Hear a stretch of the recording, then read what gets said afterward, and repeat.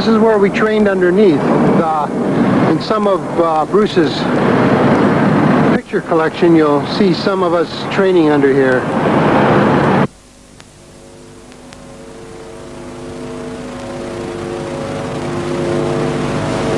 Well, you know, okay, well, I came out of a street fighting background. I boxed in the service, but after I got out of the service, I needed to do some makeup credits to get into the university. And that was in 1959, and of course that's where I met Bruce.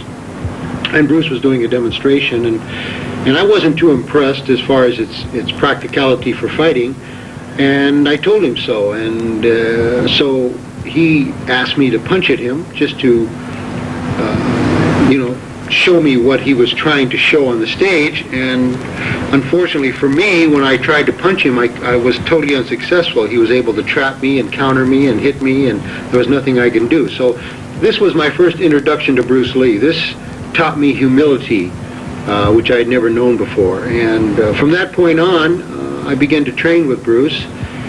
And this was in a period which we refer to as fighting period. I look at Bruce from my own standpoint as passing through three basic periods. His original period, which was his fighting period, this was his Bruce Lee days as a punk kid. This is where he really didn't know who Bruce Lee was. He was still searching for his own identity to a great degree. He still had this dream, which was off in the distance, about becoming a great master in martial arts. And he was convinced that the only way that you could become great in the martial arts was, of course, stay in Hong Kong, because all the masters were in Hong Kong and in China. And so by having to leave Hong Kong and go to America, he felt very discouraged that he could never achieve the goal that he was really aiming for. But still, since he was still motivated to become the best, he took what knowledge he had accumulated from Yip Man and began to innovate, began to change, began to add things from his experiences of working out with us. Now, we were all street fighters. Jesse Glover, Ed Hart, Pat Hooks, Leroy Garcia. We all had backgrounds as street fighters, and we're all very physical, very tough.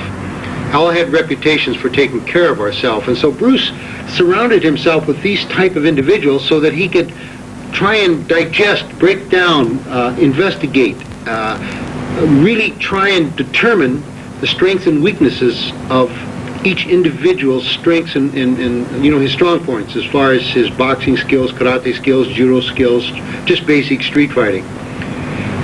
And it was from this particular experience that he began to develop his own fighting style. Now, when I say his own fighting style, I don't mean Jun Fan or JKD. Not at all. I mean his own personal private fighting style, which he was not interested in teaching or showing anyone else. He was just developing it for himself.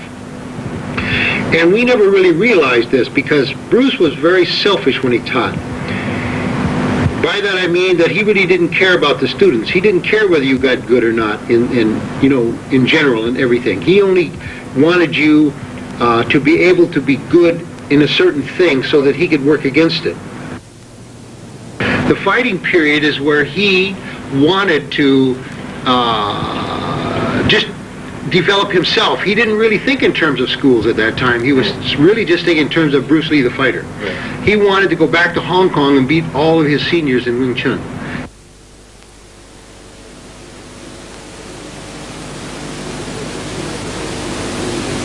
Bruce, when he first went to the United States, really was very successful because of one concept that they have in Wing Chun, which was totally new to the Western fighter, and that's the art of trapping. The Western fighter, whether he's a grappler who rushes in or a boxer who dances about and jabs, all of us, and even a street fighter, his hands are extended. All of us were vulnerable to trapping, which means that if someone attacked the hands, he could tie up our hands and really limit our ability to be aggressive, and yet if he knew how to continue the trap, we were very vulnerable to be attacked and not counter. And that's where Bruce was exceptionally good when we met him. But as we developed our own basic skills, as we began to understand more, it made it more difficult for him. So this forced him to higher levels of skill because he no longer was able to do so easily with us what he did in the beginning.